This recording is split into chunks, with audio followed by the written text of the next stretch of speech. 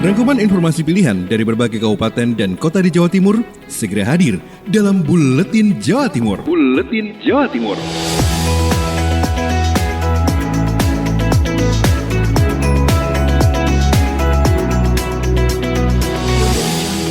Salam jumpa sahabat, inilah Buletin Jawa Timur edisi hari ini bersama saya Kirana Nisa. Informasi pertama bersama reporter Billy Patopoy. Suara Sidoarjo mengabarkan tingkatkan partisipasi pilkada Desember mendatang. KPUD gelar lomba mural. Kita simak informasi selengkapnya. Sahabat, untuk meningkatkan partisipasi pemilih dalam pilkada Desember mendatang, KPUD Sidoarjo mengadakan lomba seni lukis mural di beberapa titik yang ada di Kabupaten Sidoarjo. Peserta lomba sendiri tidak hanya berasal dari Kabupaten Sidoarjo, akan tetapi juga dari seniman luar kota. Seperti disampaikan Fauzan Adim, Komisioner KPUD Sidoarjo Divisi Sosdikli, SDM dan Parmas, saat setelah selesai technical meeting pada Senin 17 Agustus di KPUD Sidoarjo. Tujuan dari diadakan lomba ini adalah untuk meningkatkan partisipasi jumlah pemilih di tengah pandemi COVID-19. Ini adalah bagian dari strategi sosialisasi kita, karena KPU RI itu mematok tingkat partisipasi masyarakat sebesar 77,5%. Sementara itu, seperti disampaikan Weli, seniman mural asal Sidoarjo yang juga mengatakan, tujuan mengikuti lomba ini untuk mengedukasi masyarakat, juga membangun relasi baru antar seniman, karena mengikuti tidak hanya dari Kabupaten Sidoarjo saja. Ya,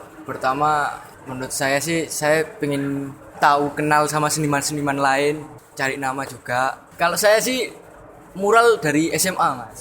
Iya. Demikian saya Billy Patopoy, Suara Sidoarjo. Kita beralih ke Realita Pamekasan. Khalid Maulidi mengabarkan, setelah pasca pandemi COVID-19, Bupati Pamekasan gagas istilah ekonomi reborn dan berdaya saing. Setelah pasca pandemi COVID-19, pemerintah kabupaten atau Pemkab Pamekasan dalam memasuki new normal mengangkat istilah ekonomi di Pamekasan reborn dan berdaya saing. Bupati Pamekasan Badrut Tama mengatakan program One Village One Product pada setiap daerah masing-masing untuk lahirnya perekonomian yang baru, sehingga dari keunggulan produk di masing-masing daerah tersebut dapat terangkat, menghasilkan produksi yang bagus untuk memenuhi kebutuhan masyarakat yang ikut berpartisipasi mengunggulkan produk di masing-masing daerah tersebut. Bupati Badrut berharap dari program satu desa menghasilkan satu produk unggulan. Mudah-mudahan dapat menjadi program unggulan pemerintah untuk mengenalkan produk lokal di setiap daerah masing-masing, sehingga dapat membantu membuka lapangan pekerjaan dan mampu memakmurkan kehidupan masyarakat di setiap daerah. Kenapa saya berani melakukan itu? Karena One Village One Product digagas oleh Gubernur Haiti tahun 1978. Istilah saya, ekonomi Pamekasan pasca pandemi ini reborn dan berdaya saing. Sebagai informasi, jumlah suspek COVID-19 di Kabupaten Pamekasan sebanyak 796 orang. Di antaranya sedang dalam pengawasan 37 orang, selesai pengawasan 716 orang, dan meninggal dunia 43 orang. Sedangkan jumlah positif COVID-19 sebanyak 264 orang, di antaranya sedang dirawat 23 orang. Telah sembuh sebanyak 214 orang, dan pasien meninggal sebanyak 27 orang. Khalid Maulidi, Realita FM, Pamekasan. Berikutnya bersama Suara Kota Probolinggo, Devi Aprilia mengabarkan upacara kemerdekaan RI di Sporpar gandeng komunitas. Pagi kemarin, Pemkot Probolinggo melalui Dinas Pemuda Olahraga, Pariwisata, dan Kebudayaan merayakan kemerdekaan Republik Indonesia ke-75 dengan cara yang berbeda. Berkolaborasi bersama dengan Dinas Lingkungan Hidup, tim kerja Pantai Permata Pilang, dan sejumlah komunitas juga terlihat dalam pelaksanaan peringatan Hari Kemerdekaan ini. Ada kurang lebih sebanyak 45 warga dari berbagai komunitas terlihat hikmat melaksanakan upacara di Pantai Permata, Kelurahan Pilang. Ya, terima kasih. Jadi bertepatan dengan memperingati hari ulang tahun ke-75 Proklamasi Kemerdekaan Republik Indonesia di tahun 2020 ini, ada beberapa kegiatan yang bisa kita coba jalankan, kita lakukan. Ya, kolaborasi bareng-bareng Dinas Lingkungan Hidup bersama dengan Dinas Kepemudaan Olahraga Pariwisata menggandeng mitra dari pemerintah kota, diantaranya Paguyuban Peduli Sampah, kemudian Paguyuban Peduli Lingkungan dari Abang Becak, kemudian juga ada beberapa komunitas dan juga pengelola Pantai Permata Pilang TKP 4 ya. Dan juga dari Paguyuban Kangyuk pagi tadi ini melakukan upacara bendera memperingati hari ulang tahun ke-75 Kemerdekaan Republik Indonesia. Ya, upacara bisa berlangsung dengan lancar dan yang unik pada saat mau dimulai ini air pasang datang sehingga kondisi saat kawasan tempat upacara menjadi berair dan ini menjadi kekhasan tersendiri dan semua antusias mengikuti upacara. Sekaligus dirangkai dengan aktivitas mencintai lingkungan, yaitu menanam mangrove, kemudian clean up sampah, mengambil sampah yang ada, kemudian edukasi, memberikan masker kepada pengunjung Pantai Permata Pilang. Devi Aprilia, Suara Kota Probolinggo. Wisnu Dermawan, Suara Pasuruan FM mengabarkan Bupati Pasuruan, HM Irsyad Yusuf memaknai kemerdekaan tahun ini dengan satu kalimat, yakni semangat untuk merdeka dari COVID-19. Kita simak informasi selengkapnya. Bupati Pasuruan HM Irsyad Yusuf memaknai kemerdekaan tahun ini dengan satu kalimat, yakni semangat untuk merdeka dari COVID-19. 6 kata itu keluar dari bibir Bupati Irsyad Yusuf sesaat setelah menjadi inspektur upacara dalam rangka memperingati hari ulang tahun Proklamasi Kemerdekaan Republik Indonesia ke-75 hari Senin kemarin 17 Agustus 2020. Menurutnya, harapan agar virus corona segera menghilang adalah kemerdekaan yang diinginkan seluruh warga Indonesia saat ini. Dalam sambutannya, Bupati Pasuruan mengatakan, hari ini kita memperingati kemerdekaan Republik Indonesia dalam kondisi yang memprihatinkan karena kita masih dalam berada situasi pandemi COVID-19. Kalau virus ini menghilang, sudah pasti kemerdekaan ini kita rasakan sama seperti tahun-tahun sebelumnya. Sementara itu, upacara bendera untuk kali ini tidak dilaksanakan di alun-alun Bangil, melainkan di halaman Pendopo Nyawiji Ngesti, Wenganing Gusti. Dari pantauan di lapangan, jumlah peserta upacara jauh lebih sedikit bila dibanding dengan gelaran tahunan yang sampai disaksikan ribuan warga. Para peserta upacara hanya perwakilan dari TNI, Polri, Satpol PP, dan aparatur sipil negara. Seluruh peserta diwajibkan memakai masker sebagai pelindung diri dari potensi penularan COVID-19 dan sebelum memasuki lapangan upacara, peserta wajib mencuci tangan dengan sabun dan air mengalir. Petugas juga melakukan pengecekan suhu tubuh pada semua orang yang memasuki lokasi acara. Wisnu Dermawan, Suara Pasuruan.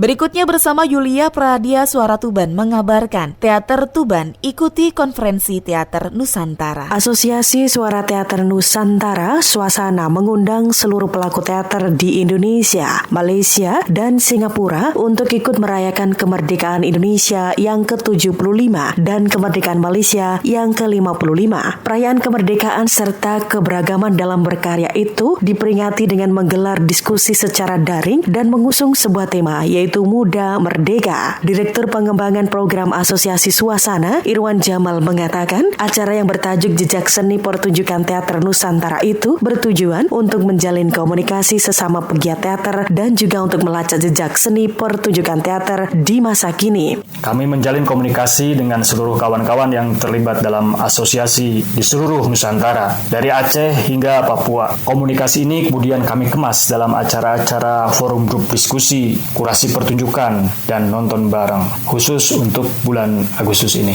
Karena kami memiliki program-program lain selain di bulan Agustus ini. Tema yang kami pilih adalah Muda Merdeka. Kami menjabarkannya dalam kalimat, merayakan masa muda dengan berkarya, berteman dengan kemerdekaan, berkawan dengan pengetahuan untuk melangkah menuju masa depan. Sementara itu, Ketua Komite Teater Dewan Kesenian Tuban, Siswandi mengatakan, forum diskusi secara daring yang digelar oleh Asosiasi Suasana sangat bermanfaat, terutama untuk menjalin komunikasi dengan asosiasi teater yang ada di seluruh Nusantara. Yulia Pradia Suara Tuban untuk Buletin Jawa Timur. Kali ini kita bersama Persada FM Kabupaten Blitar, Ninda Livia mengabarkan memasuki musim kemarau. BPBD Kabupaten Blitar ingatkan warga adanya potensi hujan di bulan Agustus. Memasuki bulan Agustus sesuai perakiraan Badan Meteorologi, Klimatologi, dan Geofisika BMKG, sebagian besar wilayah di Jawa Timur masuk musim kemarau. Namun untuk Kabupaten Blitar sendiri masih saja ditemukan cuaca mendung bahkan hujan pada bulan ini. Kepala Badan Penanggulangan Bencana Daerah BPBD Kabupaten Blitar Ahmad Kholik mengatakan, seharusnya menurut ramalan cuaca dari BMKG wilayah Blitar sudah musim kemarau. Namun adanya kondisi seperti ini, ia mengingatkan seluruh masyarakat agar tetap waspada dan siaga manakala terjadi hujan secara tiba-tiba. Menurutnya, jika cuaca masih bercampur hujan justru membantu meminimalisir dampak kekeringan bagi masyarakat. Namun bila terjadi kekeringan di sejumlah wilayah, BPBD Kabupaten Blitar siap melakukan dropping air bersih. Agustus itu ya kita ini sudah masuk wilayah musim kemarau, cuman ya ternyata juga masih ada sebuah hujan-hujan sedikit-sedikit kemarin. Ya mudah-mudahan aja seperti inilah. Jadi biar tidak ada masyarakat yang mengalami kekeringan. Ya kalaupun nanti ada wilayah yang membutuhkan karena mengalami dampak kemarau akhirnya ada kekeringan, BPBD selalu siap. Ahmad Holik menambahkan hingga kini petugas BPBD terus melakukan pemetaan terhadap wilayah yang dianggap rawan terjadi kekeringan. Sementara waktu sesuai data yang masuk ada 16 desa di kecamatan yang ada di Kabupaten Blitar bagian selatan menjadi fokus utama petugas. Ninda Alivia, Radio Bersadi FM Blitar. Berikutnya bersama Afik Rahardian, Mahardika FM Kota Blitar mengabarkan sinkronkan data dengan Dispenduk Capil, BPS Kota Blitar akan datangi warga yang data SP online-nya belum lengkap September nanti. Kita simak informasi selengkapnya. Setelah sebanyak 53,74% dari total penduduk Kota Blitar telah melakukan sensus penduduk online 2 bulan lalu, untuk menggenapkan 100% BPS Kota Blitar akan mengadakan sensus September mendatang. Hal ini telah dikonfirmasi oleh Erni Fatma Setioharini, Kepala BPS Kota Blitar Selasa 18 Agustus 2020. Kepada tim redaksi Mahardika, Erni mengatakan warga yang akan disensus nantinya mereka yang belum melakukan sensus online. Sensus akan dilakukan secara door-to-door ke rumah warga Kota Blitar. Meski begitu, Erni menegaskan, petugas sensus nantinya juga akan mendatangi warga yang telah melakukan SP online yang datanya belum lengkap. Erni menegaskan, petugas yang diterjunkan sebanyak 102 orang, didampingi oleh 9 orang koordinator. Selama proses sensus, warga diminta untuk menyiapkan kartu keluarga dan KTP. Isian sensus penduduk online kemarin ada beberapa yang perlu dikonfirmasi, dan yang perlu dikonfirmasi ini nantinya juga akan didatangi lagi. Mungkin ya di 3 pertanyaan itu ada yang kemarin masih kosong atau apa. Kan dari sensus penduduk online kemarin ada yang clean, ada yang masih error. Rencananya sensus September akan dilaksanakan tanggal 1 hingga 15 September dengan tetap menerapkan protokol kesehatan pencegahan COVID-19. Afik Rahardian, Mahardika FM. Suara Madiun bersama reporter Kiki Desilia mengabarkan Pemkot Madiun dan Forpimda kembali bagi-bagi nasi dan paket sayur. Kegiatan bagi-bagi paket penambah imun yang dicanangkan oleh Wali Kota Madiun Maidi kian meluas. Kegiatan tersebut menjangkau masyarakat bahkan hingga ke pinggiran kota. Paket penambah imun berisi aneka sayuran, susu, dan telur. Tak hanya kepada ibu-ibu dan anak-anak, tapi juga diberikan kepada bapak-bapak. Dengan mengonsumsi makanan bergizi, diharapkan dapat meningkatkan kekebalan tubuh masyarakat, sehingga tidak mudah tertular berbagai penyakit, termasuk virus corona. Seperti halnya yang dilakukan oleh Wali Kota Madiun Maidi bersama Dandim 0803 Madiun, Letkol CZI Nur Alam Sucipto di Asrama CPM Mojorejo. Tak hanya itu, pembagian paket penambah imun juga dilakukan dalam bentuk makanan siap santap. Hal ini seperti yang dilakukan oleh pemerintah Kota Madiun bersama MUI dan Dewan Masjid Kota Madiun pada Sabtu 8 Agustus 2020. Total, ada 1.000 paket nasi dengan lauk daging kurban yang telah dimasak. Pembagian dilakukan di sejumlah wilayah di Kota Madiun, antara lain Jalan Pandan, Pasar Spor, dan RSUD Kota Madiun. Paket nasi dan lauk diberikan kepada masyarakat umum dan petugas kebersihan di sekitar kota. Selanjutnya bersama Akmal Mustafa dari Radio Suara Ngawi mengabarkan, tim penggerak PKK Kabupaten Ngawi membagikan ribuan masker di 3 titik persimpangan di Kabupaten Ngawi. Menindaklanjuti arahan Joko Widodo, Presiden Republik Indonesia, tim penggerak PKK, Organisasi Perangkat Daerah dan Forkopimda Kabupaten Ngawi membagikan ribuan masker di Perempatan Kartonyono, Perempatan Tiara, dan Pertigaan Banyakan Ngawi. Anti Budi Sulistyo Kanang, Ketua Tim Penggerak PKK Kabupaten Ngawi mengatakan, dalam pembagian masker kali ini, setiap desa minimal 1 warga 2 masker, karena idealnya setiap orang menggunakan masker maksimal 4 jam. Kita turun ke desa-desa, tiap desa itu minim adalah 1 warga, 1 orang adalah 2 masker. Sehingga setelah ini kita turun untuk membagikan masker tiap warga untuk tiap-tiap warga. Meskipun alhamdulillah di Kabupaten Ngawi sebetulnya sudah, tetapi kita akan ulang kembali. Anti berharap dengan adanya pembagian masker dan sosialisasi pentingnya menerapkan protokol kesehatan bisa membantu Kabupaten Ngawi terhindar dari COVID-19. Saya Akmal Mustafa, Suara Ngawi. Dari Kota Madiun kita beralih ke LPPL Suara Gresik. Reporter Putri Rizkiana mengabarkan KBP3A Kabupaten Gresik segera luncurkan program pembangunan keluarga. Melalui beberapa program Dinas KBP3A Kabupaten Gresik yang bersinergi menciptakan indikator baru, yakni program pembangunan keluarga. Program tersebut nantinya akan mengevaluasi keluarga-keluarga yang ada di Kabupaten Gresik dengan harapan dapat membuat grafik indeks yang berkualitas. BKKBN ini yang terbaru akan meluncurkan namanya indikator baru namanya indikator pembangunan keluarga. Jadi indikator pembangunan keluarga ini nanti salah satu pedoman kita di dalam menilai, mengevaluasi keluarga-keluarga di Kabupaten Gresik, di Jawa Timur, Indonesia khususnya ini sampai seberapa mereka ini misalkan sudah bahagia, sudah tentram, sudah mandiri. Jadi indeks pembangunan keluarga ini semacam rapot penilaian untuk menilai keluarga. Kepala Dinas KB P3A Kabupaten Gresik, Dr. Adi Yumanto mengatakan bahwa program tersebut dinilai dari beberapa indeks dengan deskripsi yang telah disusun sedemikian rupa, hingga dapat menciptakan keluarga yang berkualitas di masa depan. Saya Putri Rizkiana mengabarkan dari Suara Gresik untuk Buletin Jawa Timur. Selanjutnya bersama Agustin Merdekawati Arsal Nganjuk mengabarkan terkait temuan di hutan tritik fosil terjebak di Batu Magma. Kita simak informasi selengkapnya. Hutan tritik di Kecamatan Rejoso masih menyimpan beragam bentuk fosil. Salah satu keunikan yang baru dievakuasi adalah 2 batu magma yang menyatu dengan fosil hewan dan kayu. Batu berwarna hitam yang panjangnya 1 meter dan lebar 70 cm, tidak seperti batu biasa. Dari dekat permukaannya menempel benda-benda seperti batu kecil dan potongan tulang. Kasih Sejarah Tradisi Seni Museum dan Keburbakalaan di Purabut Amin Fuadi mengatakan benda-benda yang menonjol di permukaan batu adalah fosil. Fosil tersebut seperti terjebak di batu magma. Ketika diteliti lagi, benda menempel di batu tersebut bentuknya beragam. Selain kerikil, ada pula yang menunjukkan benda berupa tanduk dan tulang. Karena ada keunikan, tim keburbakalaan membawa batu penuh fosil tersebut ke museum. Dan dikatakannya perlu ada kajian khusus, namun perkiraannya bisa lebih dari 500.000 tahun lalu. Dari Agustin Merdekawati, Suara Anjuk Ladang Anjuk. Dan terakhir bersama Mega Kristi, RGR FM Tulungagung mengabarkan terkait pelatihan anyaman bambu IKM Tulungagung. Dinas Perindustrian dan Perdagangan Kabupaten Tulungagung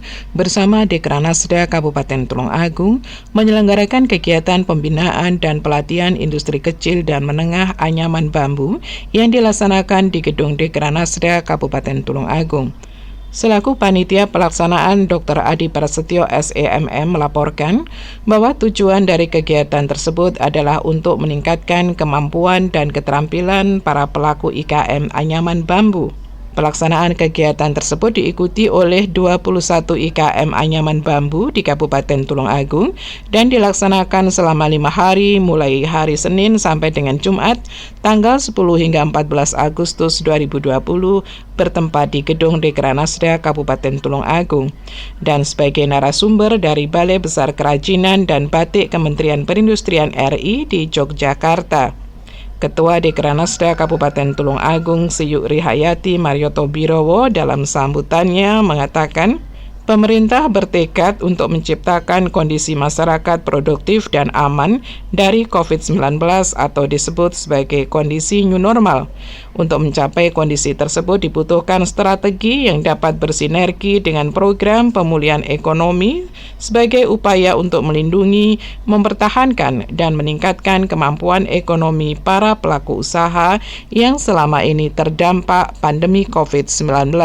Saya Mega Kristi, 90,1 RGR FM Tulungagung. Demikian sahabat Buletin Jawa Timur hari ini. Nantikan edisi berikutnya. Saya Kirana Nisa, sampai jumpa. Rangkuman informasi pilihan dari berbagai kabupaten dan kota di Jawa Timur baru saja sahabat dengarkan dalam Buletin Jawa Timur. Buletin Jawa Timur. Buletin Jawa Timur bisa sahabat dengarkan Senin sampai Jumat jam 8 pagi dan 4 sore. Disiarkan serentak di Lembaga Penyiaran Publik Lokal Suara Sidoarjo, Persada Kabupaten Blitar, Mardika Kota Blitar, Ralita Pamekasan, Suara Sampang, Suara Kota Probolinggo, Suara Lumajang, Suara Pasuruan, Blambangan Banyuwangi, Wika Mojokerto, Suara Gresik, Pradia, Suara Tuban, Malawapati Bojonegoro, Ersal Nganjuk, Suara Madiun, Suara Ngawi, Suara Pacitan, Praja Angkasa Trenggalek, Magetan Indah, dan RGR Tulungagung. persembahan dari Asosiasi Lembaga Penyiaran Publik Lokal Jawa Timur.